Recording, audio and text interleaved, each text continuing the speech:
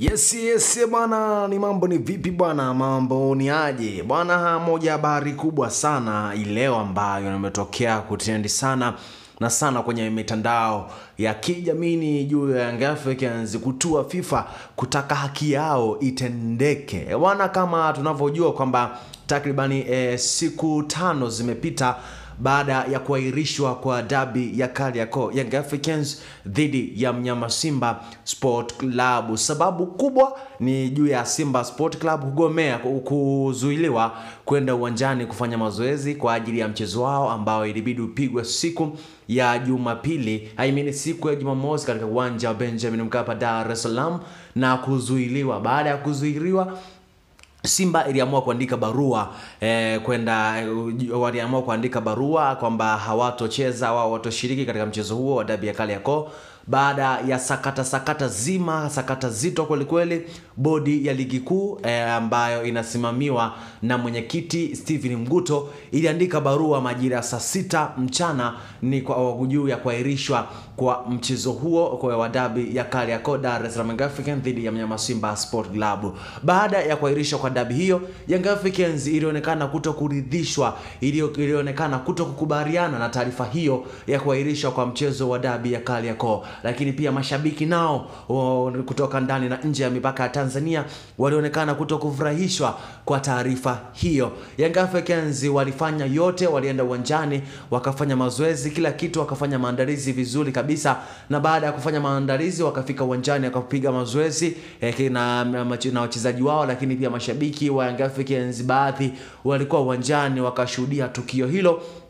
Baada ya kumaliza mazoezi hayo, wakawasubiria Simba, hawakujitokeza. Baada hapo wakaandika barua nao rasmi kwamba kuanzia leo hawatocheza mchezo wowote wa dabi ya Kariakoo katika msimu wa 2024-2025. Waliandika barua na kamati iliweza kukaa siku ya Jumatatu tarehe 9. Waliweza kukaa na kupanga kwamba hawatocheza dabi yoyote katika msimu wa 2024-2025 ya NBC Premier League, labda dabi nyingine tofauti na dabi ya 2024-2025 ya NBC Premier League. Na waliweza kuandika kwamba lazima wapewe pointi 3 na magoli 3 kwa sababu wenyewe watatekeleza wajibu wa kwenda uwanjani na kufanya kila kitu chote.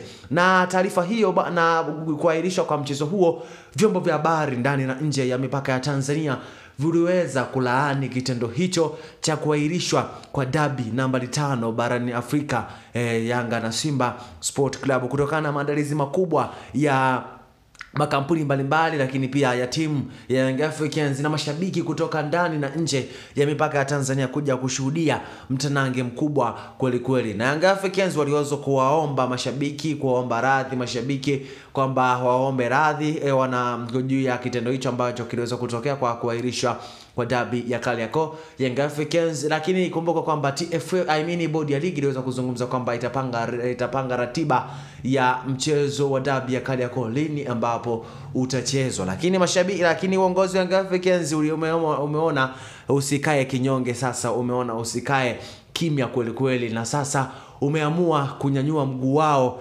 kutinga FIFA, wakitaka haki yao itendeke, wakitaka haki yao waweze kupewa haki yao, kwa sababu wao walitekeleza matakwa ya mchezo na kuweza kufika uwanjani na kufanya mazoezi na kuwasubiria Simba Sport Club. Na sababu isiyo ya msingi ya kuahirishwa kwa mchezo wa dabi ya Kariakoo Young Africans dhidi ya mnyama Simba Sport Club ambao ulibidi upigwe tarehe 8 mwezi wa 3 2025, bali uliweza kuahirishwa kwa sababu vyombo vya habari ndani na nje ya mipaka ya Tanzania viweza kulaani kitendo hicho na kusema kwamba hiyo sio sahihi kuwa sababu ya msingi ya kuahirishwa kwa mchezo huo wa dabi ya Kariakoo. Hivyo Young Africans inataka pointi 3 na magoli 3 na haipo tayari kama ikipangiwa kwa tarehe yoyote, kwa siku yoyote, na hawako tayari kucheza mchezo huo wa dabi ya Kariakoo Young Africans dhidi ya mnyama Simba Sport Club. Engineer Hersi Said ameweza kulivalia njuga rasmi, lakini pia